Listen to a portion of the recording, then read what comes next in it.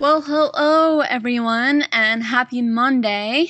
I hope you all are doing great to start the week. I know that week 1 is done and over, so you could wipe that brow and be proud of yourself. It goes pretty fast. If you blink your eyes, it goes pretty fast. So enjoy the time that you're here.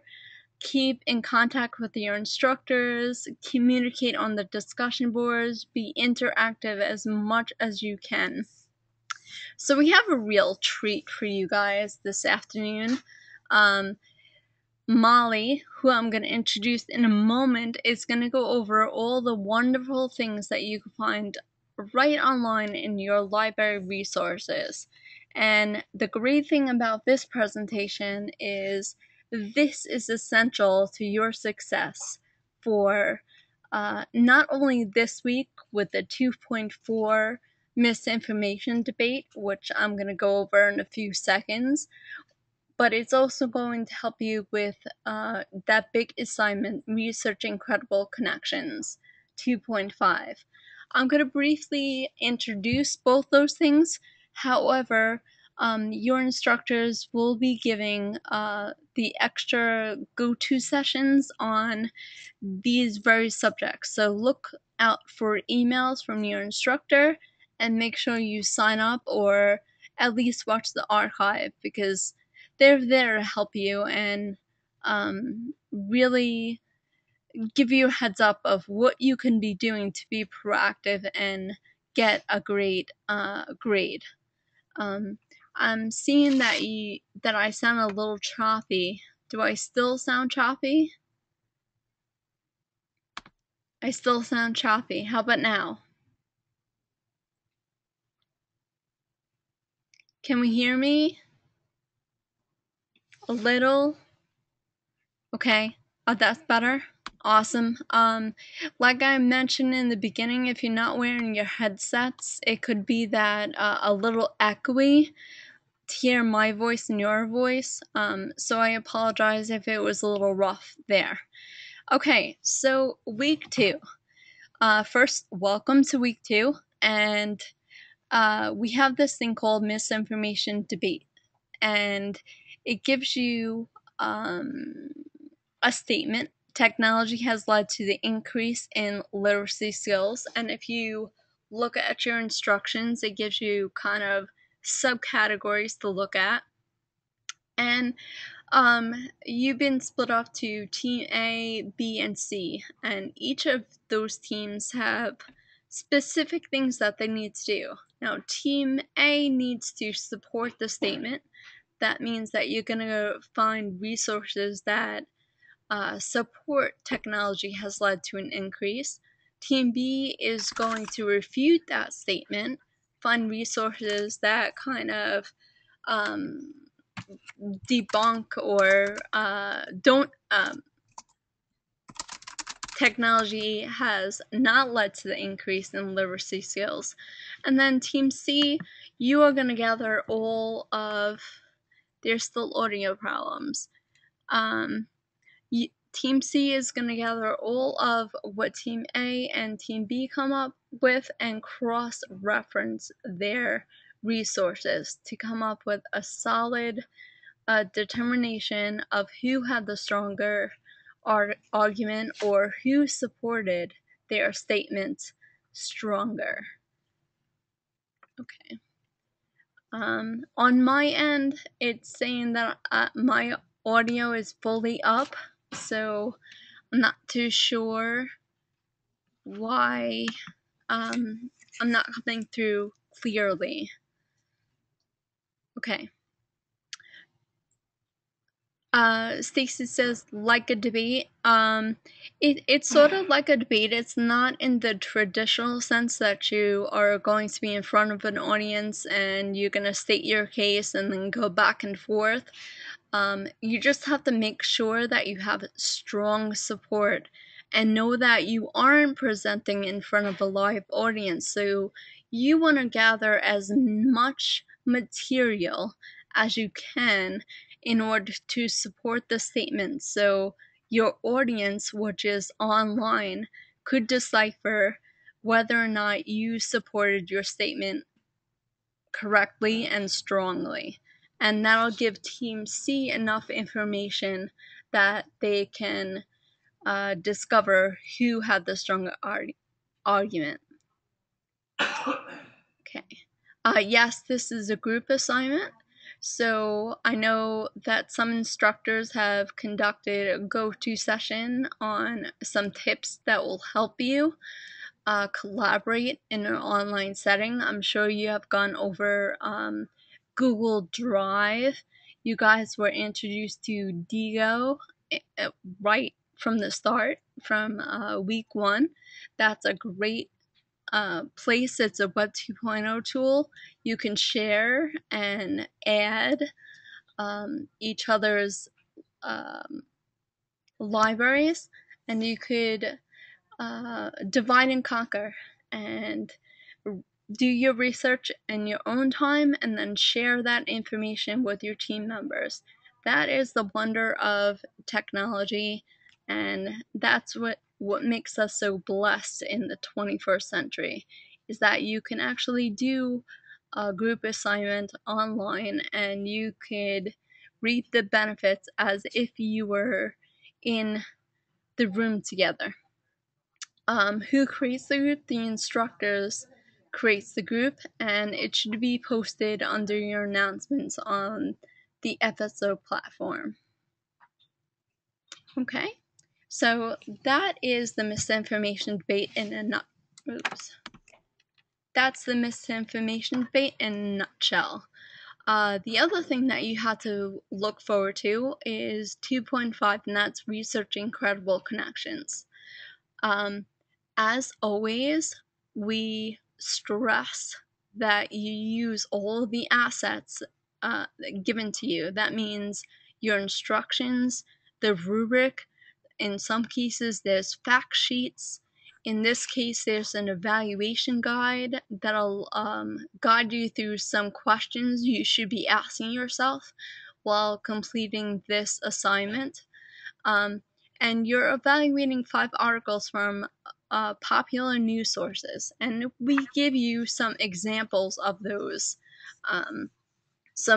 Again, use all the assets. We provide everything for you. Make sure you're using them to taking full advantage of everything that we give you. Digo, again, is going to be a great source for you to use to highlight information, to bookmark resources, to evaluate the credibility. And then in your presentation, you're going to put all this information together. And as I stated in the beginning of this lecture, many of your instructors are going to be giving a go-to session with their sections, going into depth of this assignment. So look out for an invitation from your instructor, and be sure to download all the assets and have questions ready. Always ask your instructor questions, and your fellow classmates are a great resource as well. Definitely reach out to each other and help each other out. So, with that said, without any further ado, I'm gonna introduce Molly Pueller. She works at the library here at Full Sail, and she's gonna give you all these wonderful resources that you have right at your fingertips. So sit back, relax, and enjoy the show. Thank you so much, Trish. As Trish said, my name is Molly Pueller, and I'm over at the library. If you are an online student, pretty much everything that we have is available to you that we have on campus. And if you are a campus student, we are located in building FS3E. Just want to make sure you guys can hear me okay, since I know you're having some problems a second ago. Am I coming through all right? Wonderful. On the screen right here, you'll see our hours Monday through Friday, 8 a.m. to 9 p.m., and Saturday and Sunday, 8 a.m. to 5 p.m. Of course, if you have a question after hours, you can shoot us an email and we will respond to you as quickly as possible.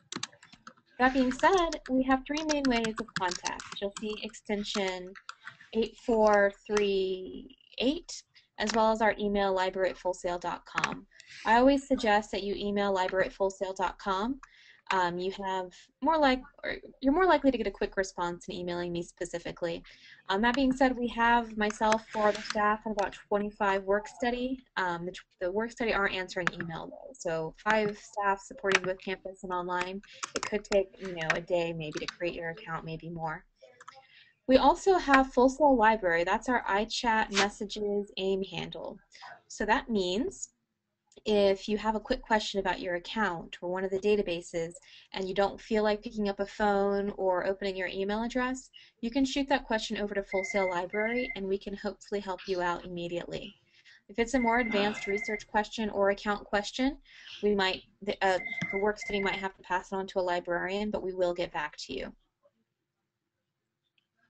So I'm going to go over a few different areas today, our physical collection, our research databases, which is mainly what you'll be using, but I also wanted to cover our library live events quickly because people get very excited about those. Yeah, Jure, I'm sorry if I said your name incorrectly, just said, wow, cool. We have monthly events here at the library, and I don't take any credit for them actually. I play a very small role. Most of it is students. Students put on the events, students advertise for the events, the show production kids or students set up. We have film students that film, photographers that take the pictures, and all of it is available to the Full Sail community.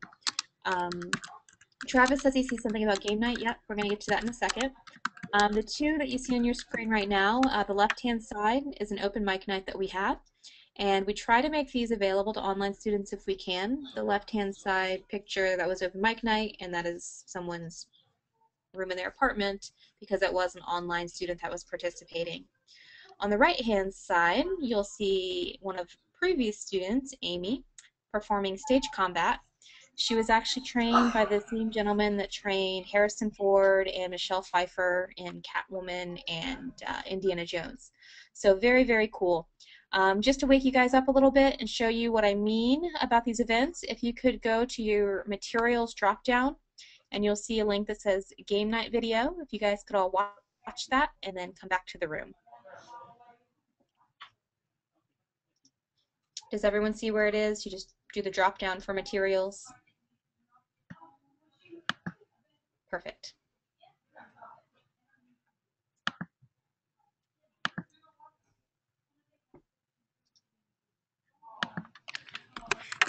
Muted.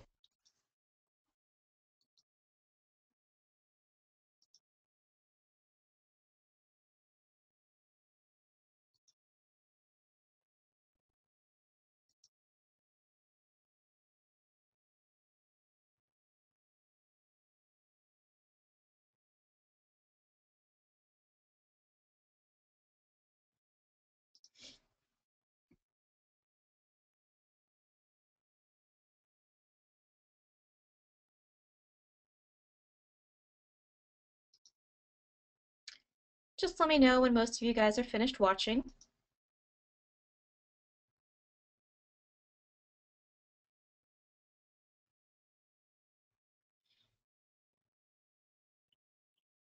Okay, I'm going to go ahead and move forward. So that's one of our very popular game nights. We have those maybe every other month. They are very popular. We haven't figured out a great way to have them online yet, but maybe in the future. They're very economical. We provide Mountain Dew and Doritos, and the students are very happy. So on that note, I want to jump over to the Writing Center. You may be familiar with the Writing Center on Connect. You can set up appointments. They have a ton of information to you on their blog regarding citations and organization of your ideas. We also have open hours at the library Monday, Wednesday, and Thursday, 1 to 5 p.m. So what that means is you don't need to set up an appointment. You can just step up to the table Monday, Wednesday, Thursday, 1 to 5 p.m., and they'll help you out with your research paper or even your screenplay, helping you with those citations, syntax, organization, any of that stuff. And trust me, once you graduate, it can be really difficult to find someone to look over your work. So I recommend taking advantage of this resource that's provided by your tuition. If you are an online student, they do not have online open hours yet. But like I said, you can set up an appointment as well. You just go to their page on Connect and they have a lot of information available for you there. So what we have as far as our physical collection goes, before I get into that, a couple things. All of this is free to you, both campus and online, and it's available online as well. So any of the items that we have in our collection, unless they're reference or something similar to reference, we will mail the items out to our online students for free. So we will mail our items out to our online students for free. And that's, whether you're in Miami, Florida, or if you're in Ohio or even Afghanistan, we're going to mail the items to you. It normally takes 3 to 5 business days. But if you're, Magnolia, Texas, we sure will. But if you're further away, then it's going to take a little bit longer. That being said, you will have due dates for your items. And if you're past your due dates, then you will be charged late fines. But you have the option of renewing your items, and we also, with your package, you receive instructions on how to return the item as well as a FedEx return envelope. So you don't have to worry about paying to return the items either. So we have over 16,000 books, and these are going to be items that 90% of them were picked by your instructors, by your course directors. These are going to be books on graphic design, on digital arts. We have a growing graphic novels collection. We also have magazines, and this isn't going to be People magazine, it's more trade magazines. You're going to see Guitar Player and Mac Life, Writer's Digest, all of that stuff. We also have a growing collection of screenplays, as well as student projects, and thousands of DVDs. And this includes, some really awesome tutorial DVDs on graphic design and that type of thing, but for the most part, they're entertainment DVDs. Because yes, it's really fun to watch the latest season of Parks and Recreation or Dexter, but it definitely can be used for your research depending on your degree program. And of course, once you guys graduate, you're going to work on these programs, so you might as well have access. You also, of course, we have our growing video games collection. I have 500 on this slide, but to be honest, we're not quite at 500 right now. But just so you know, all of those games are available to you, Xbox, PlayStation. We do not have the gaming systems, but we do have the games available to you. So if you want to check out anything from our physical collection, you need a KOHA account. KOHA is the open source software that we use to catalog our items, and if you've ever used a library catalog before, it's what you're going to use to search for the physical collection and request items to be mailed out to you. You don't need this account to use our research databases. This is only if you want to check out physical items from the library. So if you'd like to take a screenshot of this or write down the information, you're welcome to. It's your name, your student number, your mailing address, and your email address. That doesn't need to be an email, your full sale email address. It just needs to be an email address that you will check regularly.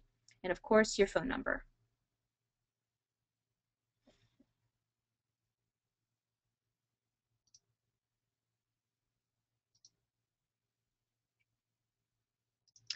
Command-Shift-3 is going to be how you take a screenshot. All right. So the remainder of what I'm going to go over with you guys is going to be just by showing you live using Safari. So what I want to point out is everything that I'm going over is going to be accessible from the library's Connect page. So you want to make sure when you're accessing any of these databases and KOHA, you want to log into Connect and then go to the library's page. So I'm going to do so. I'm going to go to Organizations and then Library. Once you're on the library's page, you'll see a lot of information. The main links that you're going to be using are going to be right over here, the KOHA library catalog that I just went over, and then the research databases that we're going to touch on in a second. You'll also see our events page that's going to have all of the events that I went over, as well as some other additional links. So I'm going to go ahead and enter KOHA to show you how to request items if that's something that you'd like to do. Let's see. You will need the account to You won't need an account to search KOHA, but you'll need an account to do anything else, to see what you have checked out, to renew, all of that. You can't request items without an account. So if you want to do anything with KOHA, you want to make sure you create that account. Once you're on the home page, you'll see information that I already went over, hours, contact information. You'll see some tutorial videos down here. So if you forget how to do something with KOHA, you can always check those out. And you'll also see some of our recent acquisitions. I'm going to go ahead and, let's see, click to look at my account. And let's see if we wanted to search for creative writing. Do we have any creative writing students in here? Awesome, we have a few.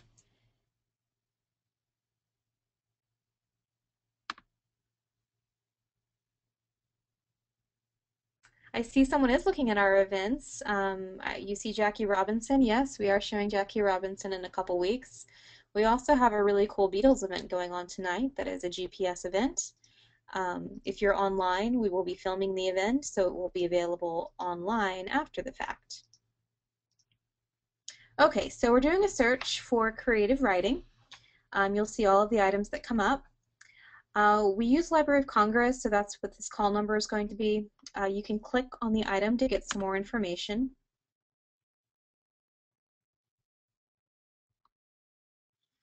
This would allow you to see which edition you're looking at if you need a very specific copy. If you want to have items mailed out to you, this is how you do it. Basically, you find the item that you're interested in. I should point out at this time that you can check out 5 items at once. You can then add the item to your cart. I added something to my cart earlier, so I'm going to click on my cart. And then once you have the items in your cart that you want to have mailed out to you, you simply click on Send.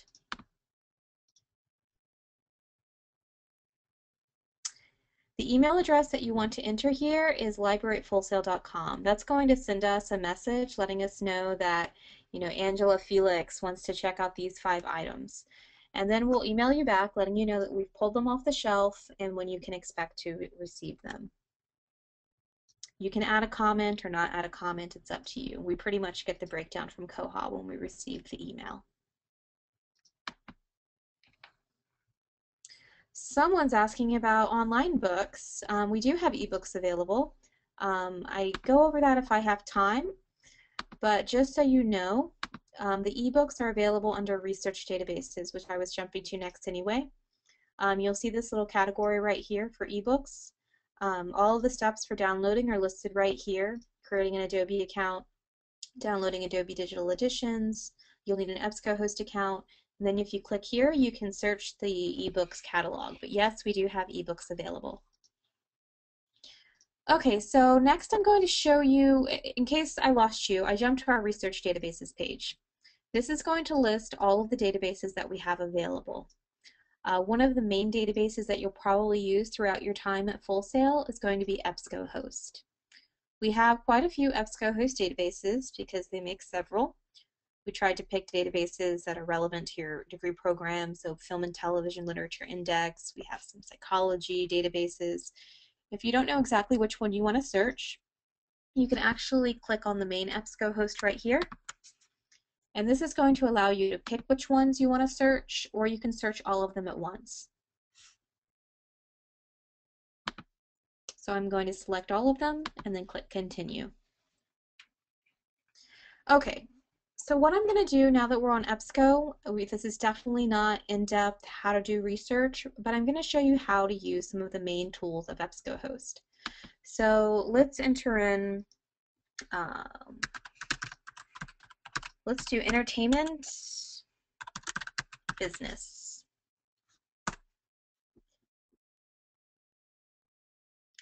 You're going to see that you get 119,000 search results, a lot. So you're going to want to make sure that you continue to narrow down your search results. And you can do that in a couple of different ways. You can put in more specific search terms, or you can do an advanced search.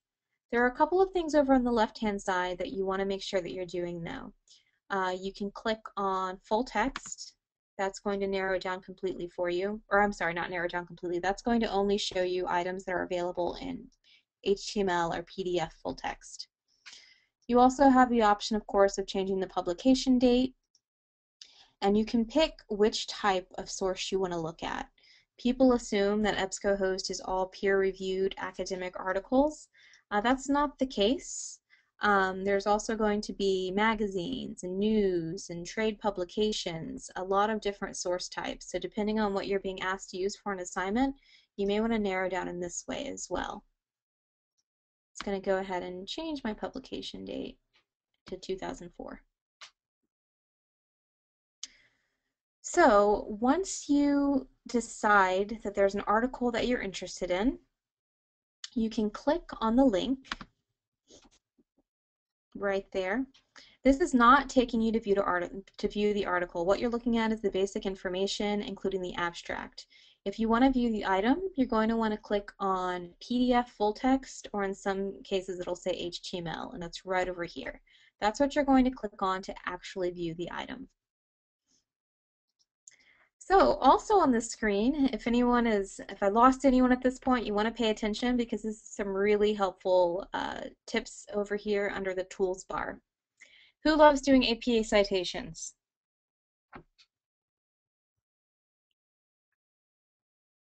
Exactly. No one loves doing APA citations, right?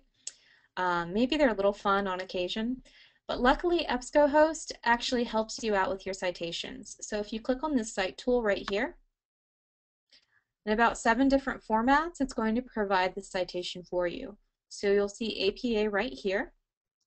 You can copy and paste that into your references page. I say it's a place to start. You may want to double check this against Purdue OWL or Citation Machine to make sure that it is, correct and up to date, but it's a really great starting point. You'll also see the permalink right over here. This is going to be someone's asking where it's at. The screen that I'm on right here, it's right here where it says Cite. Okay, permalink is also available. Permalink is just a easy way to share an article that you're looking at. If you're not familiar with permalinks, it's basically a permanent web link. So you can simply copy and paste this permalink and you can email it to yourself or share it with someone else, and they should be able to access the article that you're looking at. I like that you like the permalink, Brittany. So that's up to the very basic parts. I encourage you to look around. There's a lot available that you may not be familiar with, including videos and images. There's a lot of company information. So there's a lot going on. And if you ever need more assistance with EBSCOhost, don't hesitate to reach out to the library. The next database that I want to show you is LexisNexis. I saw in the beginning that someone said that they'd been using LexisNexis already.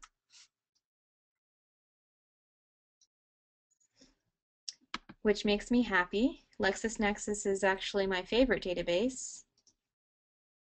If you have used LexisNexis in the past, just a heads up, in 2014 they redid their database so it looks a little bit different. LexisNexis is going to be your go-to database for doing company research, for doing legal research. It doesn't have as many lengthy articles as EBSCOhost, but it's really great in all of the content that it aggregates on businesses, as well as international news sources. You do not need to create an account to use LexisNexis or EBSCOhost to answer someone's question. You can create an account through EBSCOhost, but you don't have to. Creating an account in EBSCOhost will give you some more tools that you can use, but you do not need that account in order to view articles.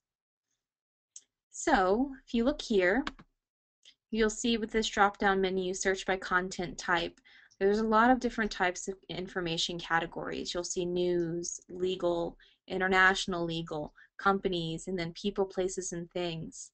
One of my favorite parts of LexisNexis is actually the companies section. If you click right here,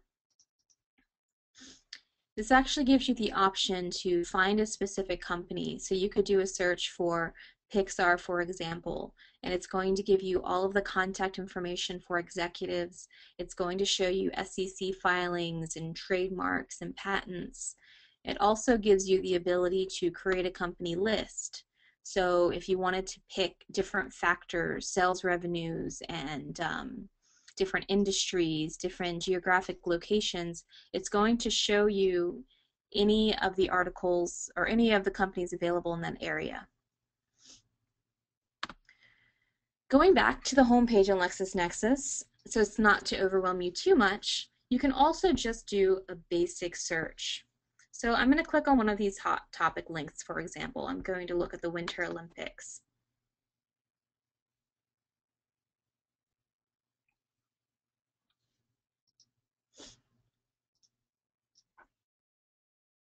Just waiting for it to load.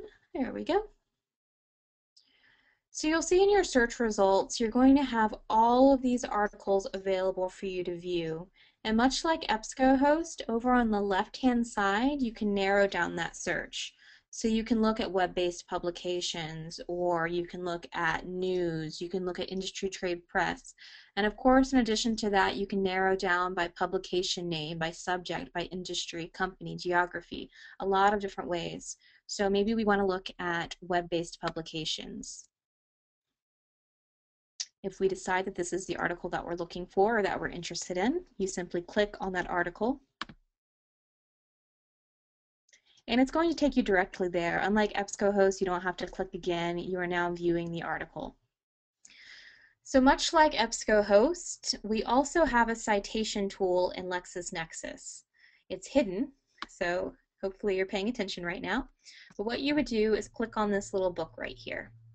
It's going to export bibliographic information. So you can click on display bibliographic information in a new window. I'm assuming you're using APA. You might be using MLA, but we click to change it to APA. And I'm going to export. And you'll see the citation pop up, and that's where you'll copy and paste that into your references or works cited.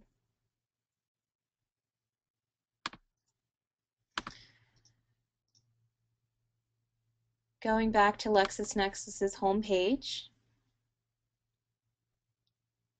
there's a couple of the main features with LexisNexis. You can, of course, put in an article title here, do an advanced search if there's a specific article that you're looking for. If you put in the exact title and it doesn't come up, you may need to play around with using just keywords, parts of the title, because sometimes the title can change a little bit. If you ever get confused with LexisNexis, there are tutorials as well as research guides. LexisNexis, of course, has its own YouTube channel. It's a really great place to explore and get started, especially if you're feeling overwhelmed with your research.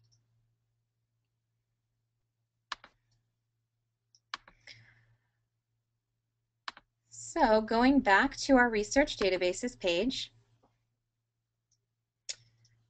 Angela, I'm glad that you think your assignment will be easier than you thought. That's good news. Next database I want to show you is AP Images Collection. You've probably done Google image searches before, and maybe you found images that you can maybe use, but maybe they weren't the best quality, or maybe you didn't change the copyright preferences and you were actually stealing someone's work.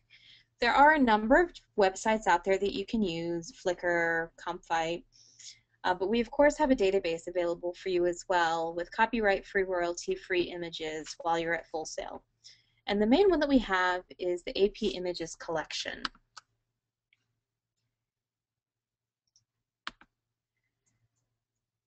So these are all going to be images that are provided by the Associated Press.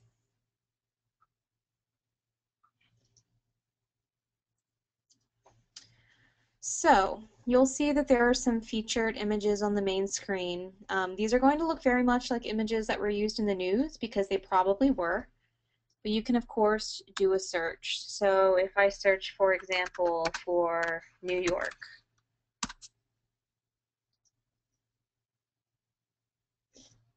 you're going to get a number of items up in your search feed. You can click on one of the items to get some more information.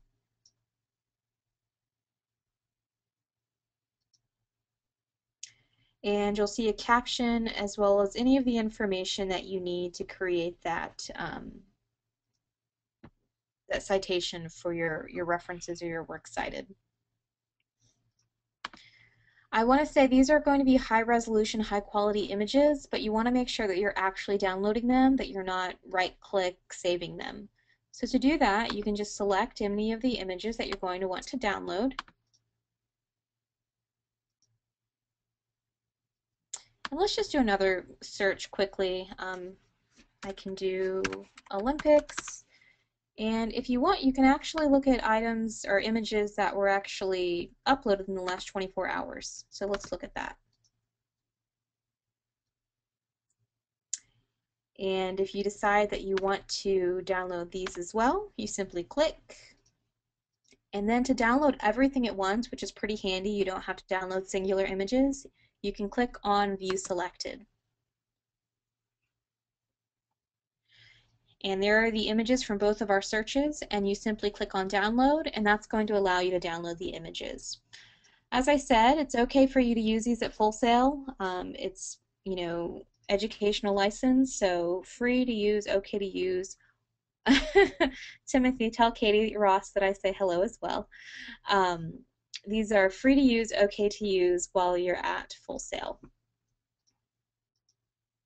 So that's AP Images. It's really my favorite of the image databases that we have, but I'll quickly show you another one in case you are ever in a class, maybe art history or something like that, even if it's not for this class, that you may want to use our other database for. And this one is Oxford Art Online.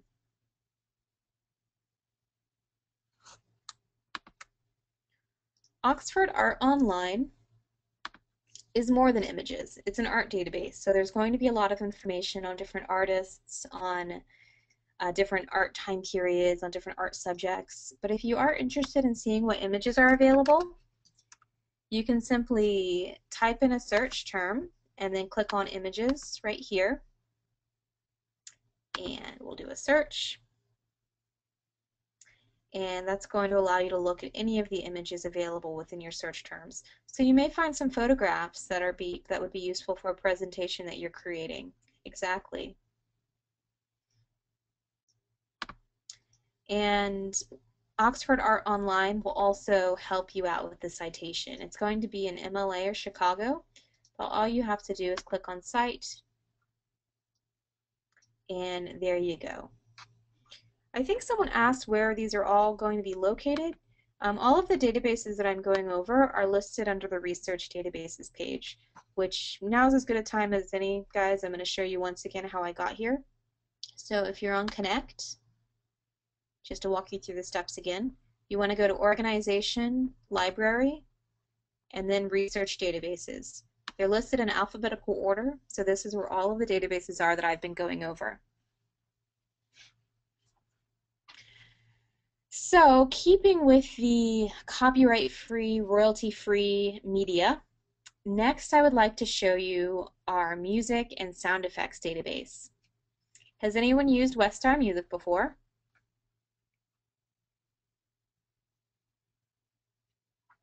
Okay, well I said LexisNexis is my favorite database, but you're probably going to like this one the best. So I just ask that when I'm finished showing you Westar that you continue to pay attention to me. This one has a specific login. It's listed right here, so if you forget, just remember it's listed on our databases page. It's username, full sale user, and password full sale. So please do not create an account for Westar Music. You want to make sure that you're using the username and password that are listed.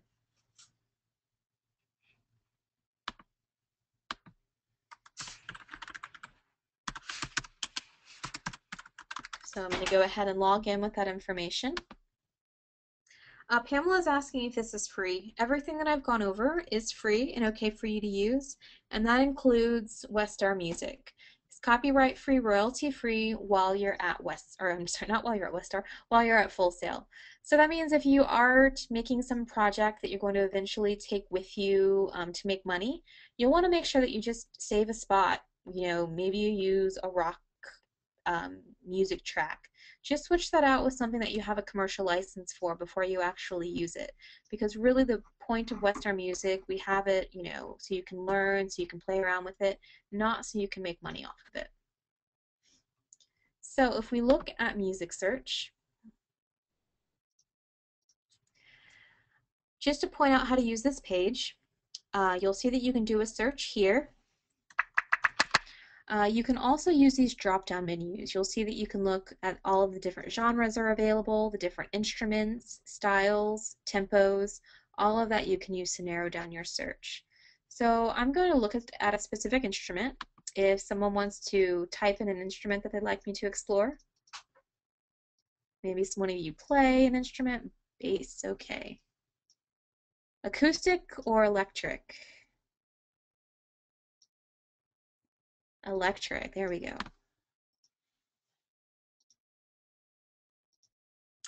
Someone's asking about licensing. You can, of course, reach out to Westar Music to buy the commercial license. Full Sail is not involved in that process, but yes, you're more than welcome to reach out to Westar Music, and you can decide to purchase or attempt to purchase the commercial license for something. So now that we're looking at electric bass, a couple different things. You'll see this purple icon. That's going to be where you preview the track. You'll also see the link, the style, beats per minute, the name from the CD that it comes from, as well as the price that you don't have to pay. That's included in our subscription to Westar Music, our Full Sail subscription to Westar Music, so it's not a price that you have to pay.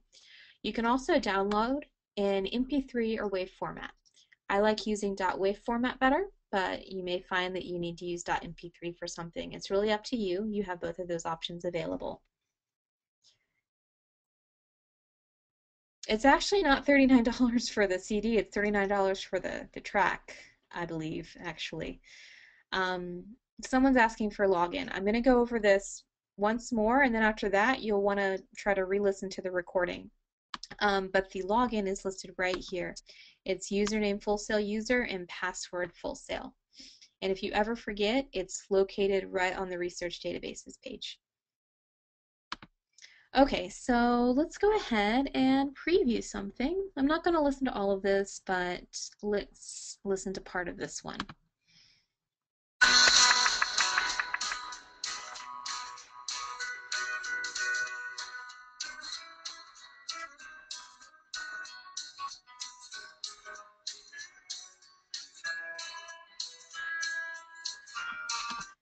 Okay, so that was part of swinging on something. I'm not sure the entire swinging on the back porch.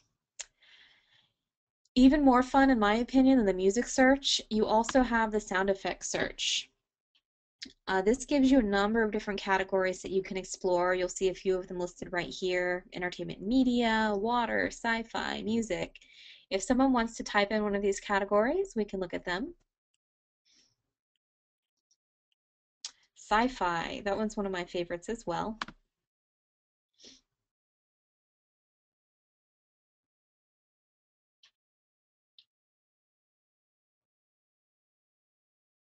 Okay, so you'll see once we're in sci-fi, there are 358 alien and space transmissions. So it's pretty obscure with the sound effects that are available. I'm just going to click on one of these, evil and supernatural voices. And just to keep everyone awake, let's listen. I've never listened to these before in case you can't figure that out, so I'm not sure what dramatic vocal space presence will sound like, but let's see.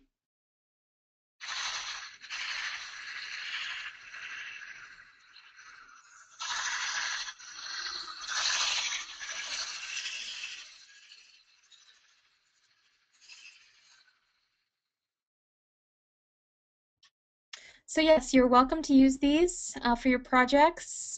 Please don't annoy your instructors with them. But hey, if you want to stay up late annoying your roommates, you're more than welcome to. That's Westar Music.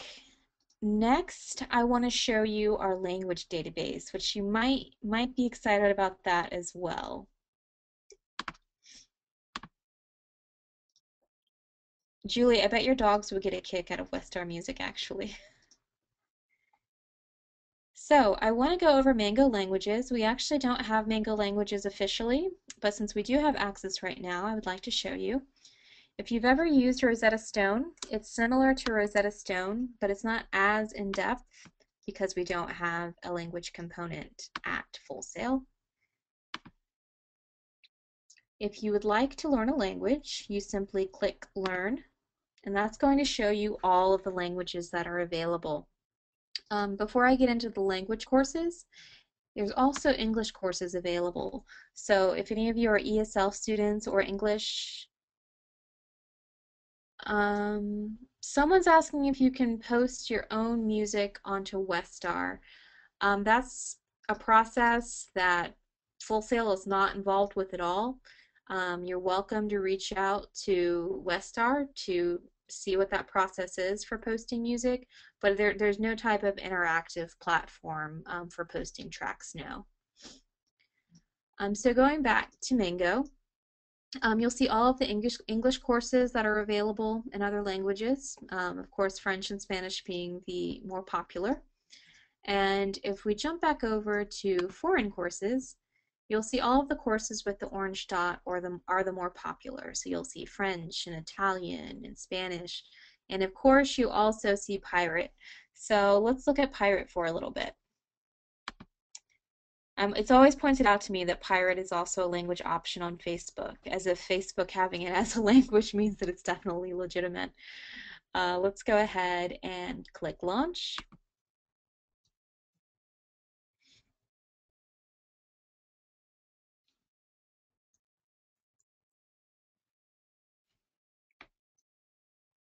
And I'm going to click on Start Learning. You'll see that all of the languages have a different interactive background. I'm going to jump to 2.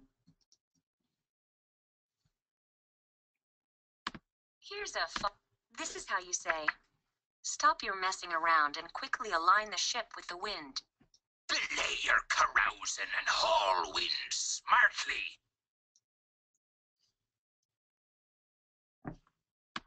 Here's how you would say, stop, quit. Belay.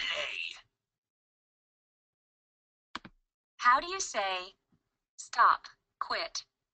And everyone says, belay. So Pirate is fun, of course, but there are of course all of the other languages that you can learn, French, German. And just to give you a rundown of Mango languages, yes, it does, says the language to you and you can answer back, but there's also an option to record your voice and, listen to it compared to the recording so you can see how accurate you are. It's really a pretty cool database that we have. That's the main databases that I wanted to go over with you. Before I move on, though, I want to go back to our main page to show you a couple things. If you forget anything, if you don't remember a login for something, don't hesitate to reach out to library@fullsail.com. Also, we have our frequently asked questions page that might answer your question as well. We updated that recently and it really covers a lot of information. We also have an additional resources page that's located right here, and that's going to just have some other websites that might be relevant to you in your courses. So that being said, I'm going to go ahead and throw it over to questions, and I'm going to go ahead and put your attendance link up.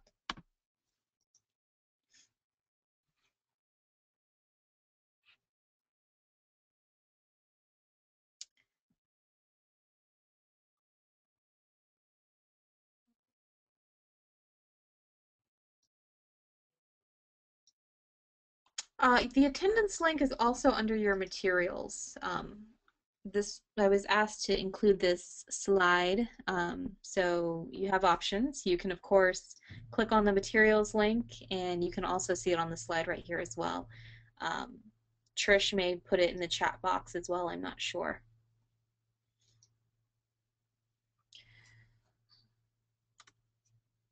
So if anyone has any questions, you're welcome to type them into the chat box, but if you want to raise your hand, I have no problem unmuting you and you can speak to me and Trish as well.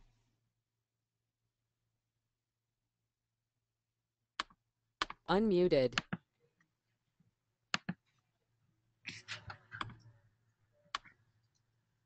Hi guys, if you scroll up, I put the attendance link in the chat box. I know it goes pretty fast and I can't type that fast, so I apologize.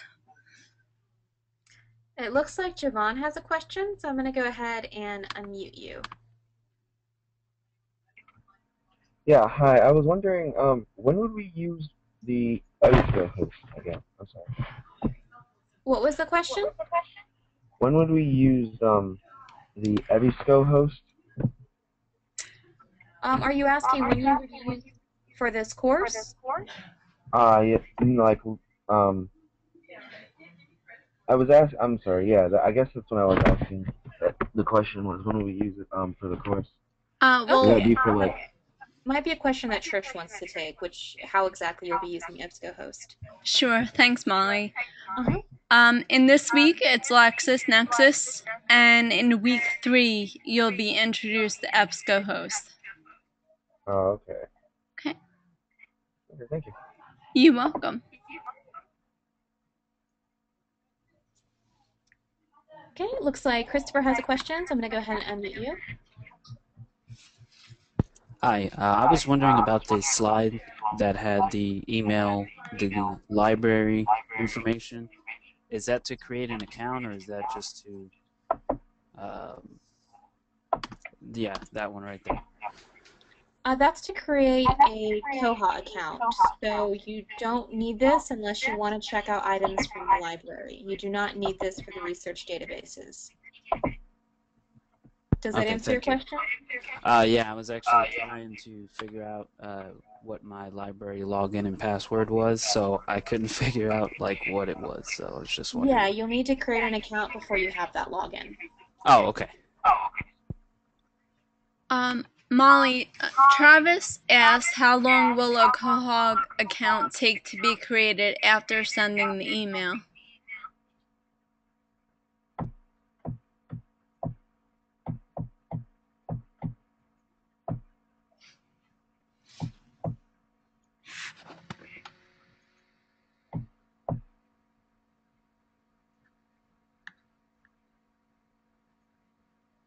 Okay, Christina, it looks like you have a question. Go ahead.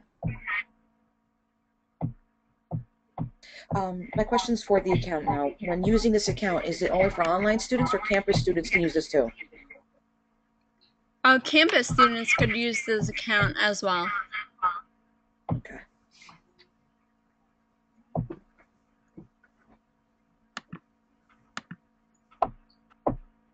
Oh yeah, somebody should remute me. I'm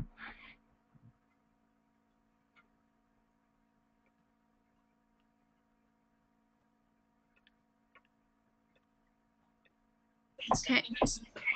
Jeremiah Hey, says, I have a question. Go ahead. If a student has written a book and they want to donate it to the library, how would we go about doing that? I think that would be a question for Molly to answer.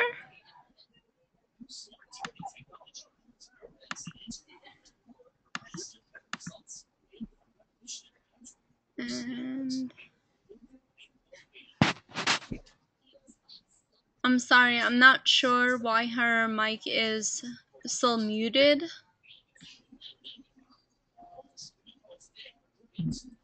There we go. I'm here now. To answer your question, if you have an item that you would like to donate to the library, you're more than welcome to email library@fullsail.com.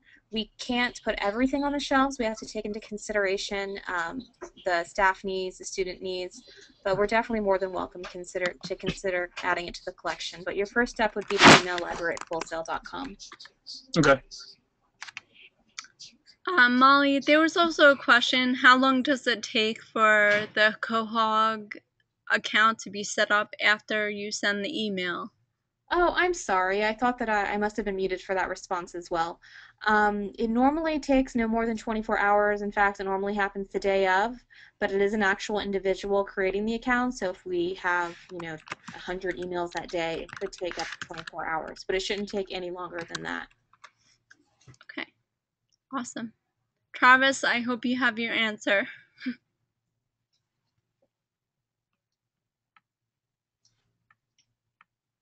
Okay, we have just a few more minutes left. Does anyone else have any questions? And you guys are very welcome. Thank you for the thanks in the chat box. Of course, you're very welcome. I agree.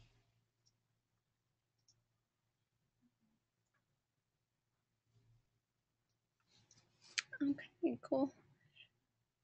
Molly, do you have anything else to add before I end this session? No, I don't have anything else to add. Just thank everyone so much for your time. And thank everyone for your time for joining us this afternoon. Thank you, Molly, for having me sit in. It was a pleasure. And enjoy your day. You too.